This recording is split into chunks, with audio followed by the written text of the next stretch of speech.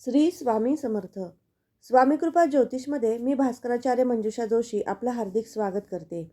आज आपण ऑक्टोबर हा संपूर्ण महिना मीन राशीच्या जातकांना अर्थात तुम्हाला कसा जाणार आहे याबाबत सविस्तर शास्त्रोक्त पद्धतीने ज्योतिषशास्त्राच्या आधारावर गोचर ग्रहांच्या आधारावरती माहिती घेत आहोत. चला तर मग माहितीला सुरुवात करण्यापूर्वी सांगू इच्छिते, आजचा हा महत्त्वपूर्ण व्हिडिओ सुरुवातीपासून शेवटपर्यंत श्रवण करावा आणि आवडल्यास नक्कीच लाईक आणि शेअर करावा. तुमची मीन रास आहे. राशीपत्रिकेची माहिती थोडक्यात आपण घेऊयात आणि पुढील माहितीला सुरुवात करूयात. मेष राशीमध्ये राहू गुरु हर्षल, सिंह राशीमध्ये शुक्र, कन्या राशीमध्ये बुध रवी, तूळ राशीमध्ये मंगळ केतू आणि कुंभ राशीमध्ये शनी अशा प्रकारे गोचर स्थिती लाभणार आहे. 1 ऑक्टोबर ते 17 ऑक्टोबरपर्यंत बुध कन्या राशीमध्ये राहणार आहेत आणि तेथून पुढे बुधदेव तूळ राशीमध्ये गोचर करण्यास सुरुवात करतील. 1 ऑक्टोबरपासून शुक्रदेव सिंह राशीत आलेले आहेत. 3 ऑक्टोबरपासून मंगळदेव तूळ राशीत जाणार आहेत आणि 17 ऑक्टोबरपासून रविदेव तूळ राशीमध्ये जाणार आहेत. अशा प्रकारची गोचर स्थिती तुम्हाला लाभत आहे. मग या गोचर स्थितीचा तुमच्या आरोग्यावर आणि व्यक्तिगत जीवनावर कसा परिणाम होणार आहे याची माहिती घेऊयात. लग्नस्थानाचे मालक गुरुदेव हे धनस्थानामध्ये राहूयुक्त विराजमान आहेत. धनस्थानातील गुरुदेव हे विद्वत्ता, पैसा, वडिलोपार्जित सौख्य प्राप्त करून देतात. परंतु 7.5चा कालावधी सुरू आहे आणि त्याचबरोबर गुरु राहू चांडाळ योग सुरू आहे. त्यामुळे नक्कीच तुम्हाला या सर्व गोष्टी प्राप्त करून घेताना थोडीशी परिश्रमाची जोड द्यावी लागणार आहे किंवा थोडासा मानसिक ताणतणाव किंवा एखाद्या गोष्टीमुळं जास्त मानसिक स्वास्थ्य हरवणं अशाही काही अशुभ गोष्टी तुमच्या जीवनामध्ये घडून आणण्याचं काम गुरु राहू एकत्र असल्यामुळे होणार आहे. याचबरोबर आरोग्याच्या दृष्टीने विचार केला असता उष्णतेचे विकार, डोकेदुखी, डोळे, सांधेदुखी, मणक्याचे विकार हेही काहीशा अल्प प्रमाणामध्ये तुम्हाला त्रास देऊ शकतात. तर याचीही काळजी तुम्हाला आरोग्य वृद्धिंगत होण्यासाठी या व्हिडिओच्या शेवटी मी काही तुम्हाला जप देणार आहे. ते जप तुम्हाला नक्कीच करणं आवश्यक, लाभदायक ठरणार आहे. यानंतर धनस्थानाची स्थिती ही मध्यम स्वरूपाची दर्शवते. गुंतवणुकीचे कार्य या महिन्यात करू नये असाही सल्ला मी या माध्यमातून देऊ इच्छिते. अचानक एखाद्या मोठ्या प्रकारचं गुंतवणूक करण्याची संधीसुद्धा येऊ शकते किंवा शेअर मार्केटमध्ये गुंतवणूक करण्याची इच्छाही प्राप्त होऊ शकते. परंतु हा महिना तुम्हाला गुंतवणुकीसाठी अतिशय योग्य नाही असेही मी या माध्यमातून सांगू इच्छिते.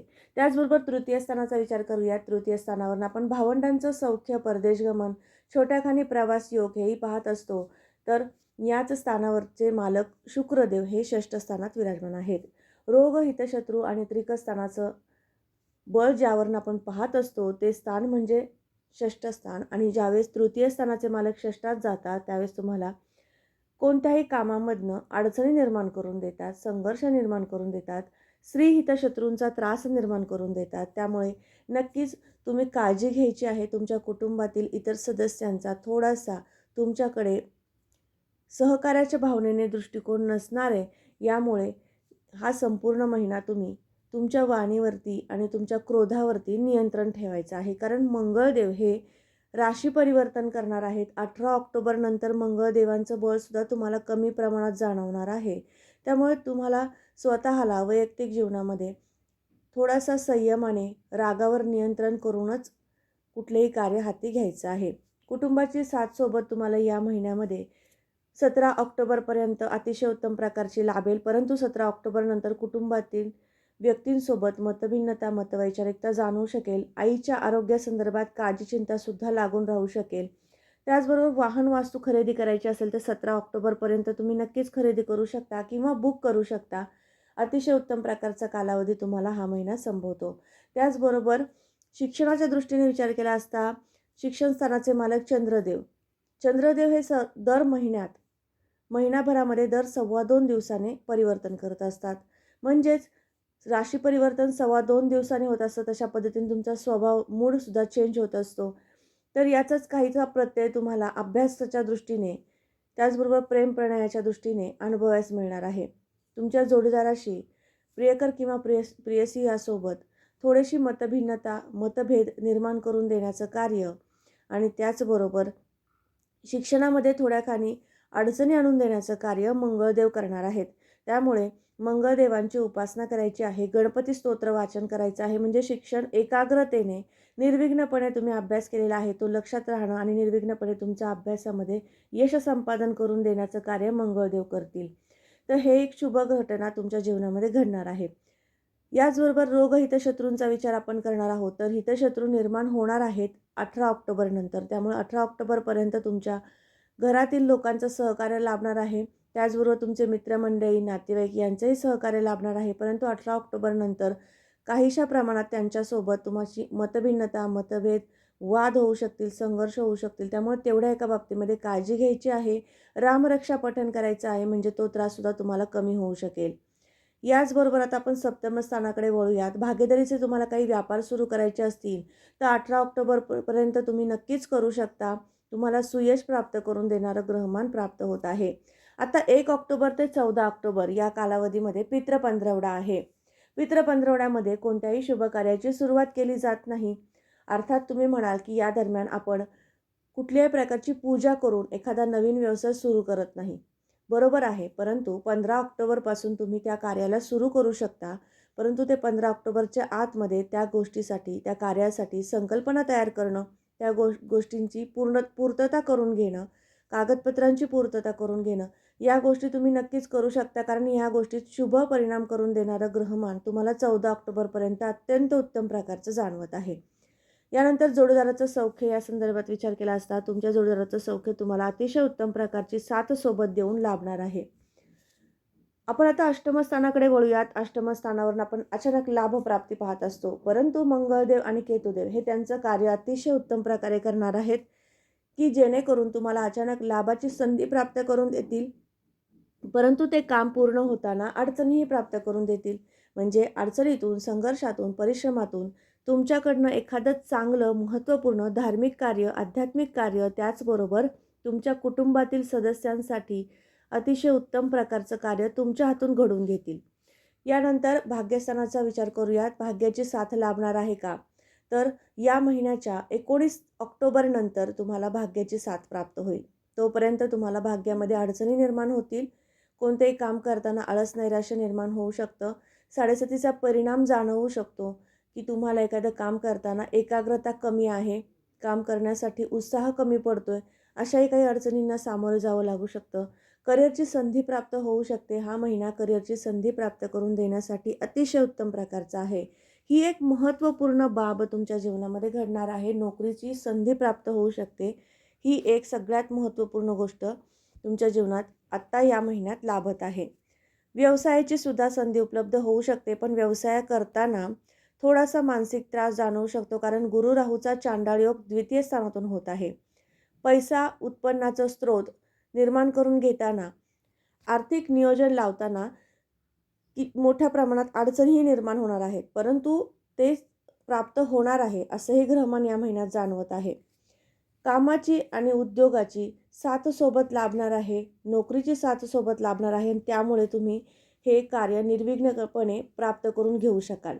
याचबरोबर लाभस्थानाचा विचार करूयात. लाभस्थानाचे मालक शनिदेव आणि सध्या ते तुमच्यावर अतिशय उत्तम प्रकारची कृपादृष्टी करत आहेत असं म्हणायला हरकत नाही. कारण साडेसातीच्या कालावधीमधून तुम्ही जात आहात. शनिदेव हे कर्मफलदाता म्हणून ओळखले जातात. तुमच्या कामाचा, तुमच्या कर्माचा हिशोब तुम्हाला या पूर्ण साडेसातीच्या दरम्यान द्यावा लागतो. तुम्ही जितकं सत्कर्म कराल, अध्यात्माची जोड ठेवाल, हितशत्रूंना तुम्ही त्यांच्याच भाषेमध्ये उत्तर न देता संयमाने, शांततेने उत्तर द्याल, तितकं तुम्हाला आर्थिक प्रगती वाढण्याचा कालावधी वाढत असतो. अर्थात शनी महाराज कृपा करत असतात. जीवनामध्ये नैराश्यही प्राप्त होतं, परंतु त्या नैराश्यावर सुद्धा मात करून देण्यासाठी शनी महाराज कृपादृष्टी करतात.